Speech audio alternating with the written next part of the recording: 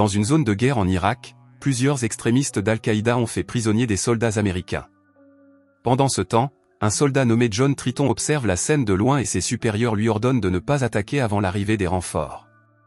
Cependant, alors que les terroristes sont sur le point d'exécuter les soldats, John se sent obligé d'ignorer les ordres et d'attaquer les terroristes. Heureusement, il élimine rapidement toute l'équipe et parvient à libérer les otages. Cependant, le lendemain, John est convoqué par son colonel, qui lui remet une lettre de démission honorable du corps des marines pour ne pas avoir suivi les ordres. Bouleversé par cette nouvelle, il rentre chez lui, en Californie, où sa femme Kate l'accueille. Elle est folle de joie car John est rentré chez lui après de nombreuses années et, plus important encore, il est sain et sauf. Kate se réjouit de passer plus de temps avec John, mais celui-ci a du mal à rester à la maison et commence immédiatement un nouvel emploi d'agent de sécurité. Le lendemain, nous voyons un cerveau criminel nommé Rom planifier le cambriolage d'une bijouterie. Au début, Rom fait semblant de regarder les bijoux, mais peu de temps après, il commence à faire des bêtises et à pointer des armes sur les autres. Cependant, comme les diamants d'une valeur de 12 millions sont protégés par du verre par balle, Rom prend en otage une femme nommée Angela et force le propriétaire de la bijouterie à les ouvrir. À ce moment-là, l'homme ouvre la vitre à contre-serrure et il s'avère qu'Angela est en fait l'amante et la complice de Rom. Rom finit par récupérer tous les diamants et il s'avère que le propriétaire du magasin est au courant de l'identité de Rom. Sans hésiter, il tire sur l'homme et sort de la boutique. Plus tard, lorsque les policiers vérifient la scène du vol, ils pensent que l'un des employés est impliqué dans le braquage. D'autre part, John commence son nouveau travail d'agent de sécurité pour une grande entreprise. Il s'ennuie à rester assis à ne rien faire, tandis que son collègue, Joe, aime plaisanter et se détendre.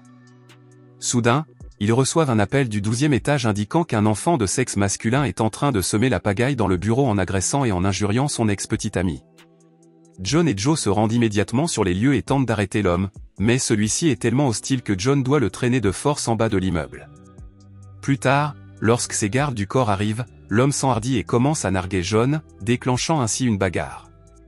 Quelques minutes plus tard, John assomme les deux gardes du corps avant de jeter l'homme par la fenêtre de l'immeuble. Malheureusement, les actions de John conduisent à son licenciement et cela s'avère être son premier et dernier jour de travail.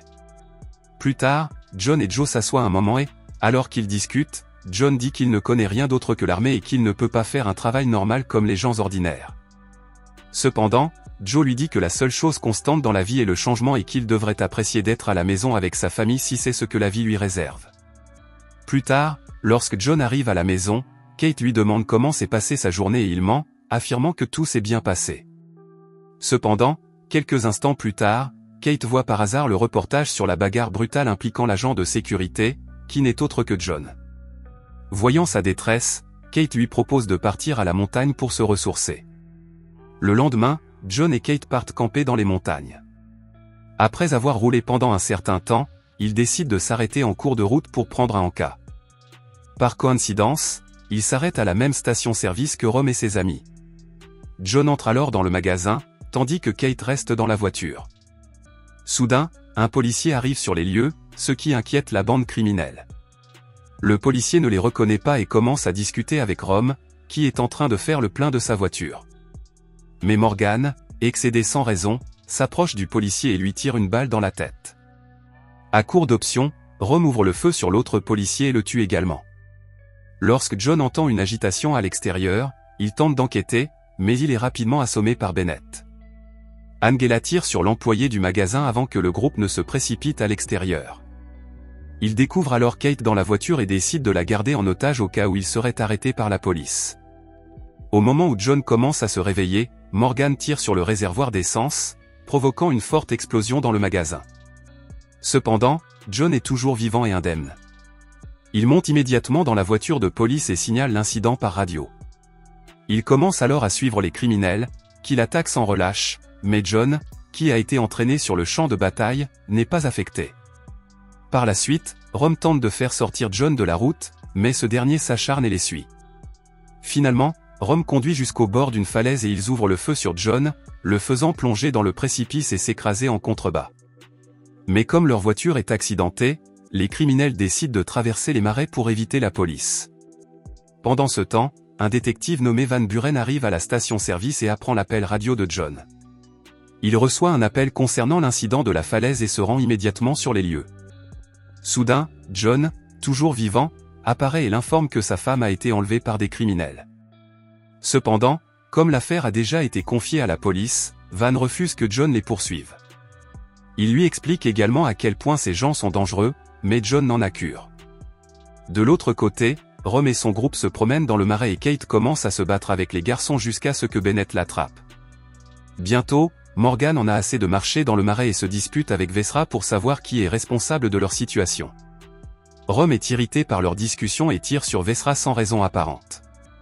Quelques instants plus tard, il reçoit un autre appel téléphonique de son patron, qui le réprimande pour l'agitation qu'ils ont causée dans la ville. Cependant, Rome affirme qu'ils garderont les diamants eux-mêmes parce qu'ils ont fait tout le travail. Entendant cela, son patron menace Rome de ne pas s'en tirer à si bon compte. Pendant ce temps, John, qui est à la recherche des criminels, arrive à une clairière dans les bois et sent que quelque chose ne va pas. Quelques instants plus tard, un filet apparaît sous ses pieds, mais John se libère rapidement. Mais soudain, un homme le tient en joue et l'accuse d'être un policier. John tente d'expliquer qu'il est à la recherche de sa femme, mais un autre homme apparaît derrière lui et le renverse. Quelque temps plus tard, John se réveille à l'intérieur d'un hangar, où il est retenu par deux hommes. Il croit qu'il est un policier qui va les arrêter pour leurs activités illégales. John continue d'insister sur le fait qu'il n'est pas un policier, mais les hommes continuent de le torturer. John finit par accepter qu'il est un policier et que ses collègues le suivent à l'aide d'un traceur GPS. Les deux hommes commencent à paniquer et John en profite pour se précipiter sur l'un d'eux et l'attaquer. Après une lutte acharnée, il les assomme tous les deux et s'échappe. Plus tard, John revient dans la forêt, mais il a perdu de vue Rome et sa femme. Il continue cependant à marcher et finit par atteindre la rivière, où il voit Rome et ses hommes, ainsi que Kate, entrer dans une cabane abandonnée. À l'intérieur, le groupe de criminels remarque qu'il n'y a plus d'électricité, et Rome demande à Morgan de démarrer le générateur. Cependant, lorsque Morgan s'apprête à allumer le générateur, John apparaît derrière lui et les deux hommes commencent à se battre. Au cours de la bagarre, Morgan écrase une bouteille sur la tête de John, mais ce dernier finit par le tuer d'un coup de lame. Au bout d'un moment, Rome sort et téléphone à un ami pour lui demander un véhicule qui l'attendra dans un port de plaisance afin qu'il puisse s'enfuir. Cependant, ils ont besoin d'un bateau en état de marche pour sortir de là, alors Bennett sort pour essayer de démarrer un bateau échoué. C'est alors que John l'attaque, déclenchant un combat entre les deux et, comme prévu, John finit par le dominer et le tuer.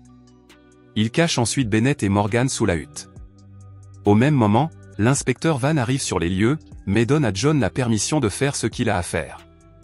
Quelques instants plus tard, John coupe l'électricité pour se distraire.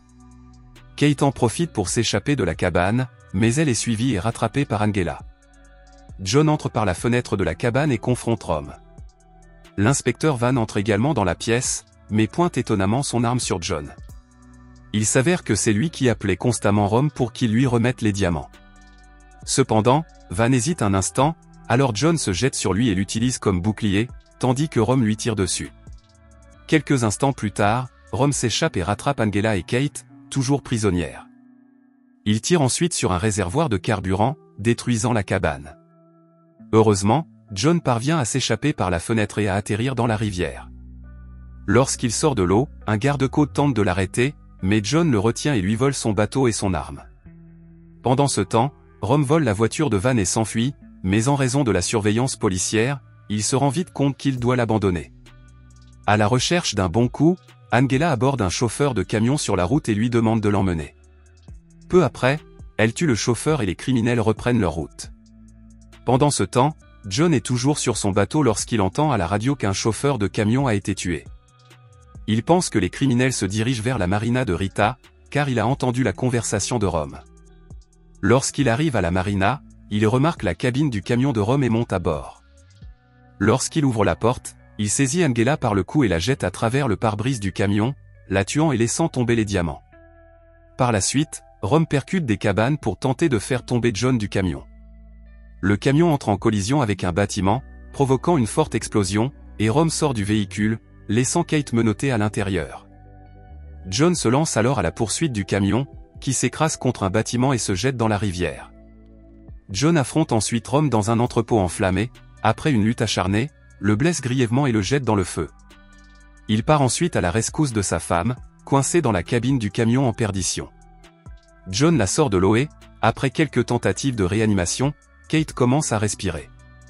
À la fin du film, John et Kate s'embrassent alors que la police arrive sur les lieux.